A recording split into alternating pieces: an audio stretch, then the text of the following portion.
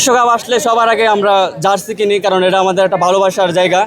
আমরা ভালোবাসা থেকেই জার্সি কিনি। জাস্ট আমরা পতাকা টাঙ্গাই আমাদের বাড়িতে, আর এইরকম সমাবেশের আয়োজন করি আমরা আর কি।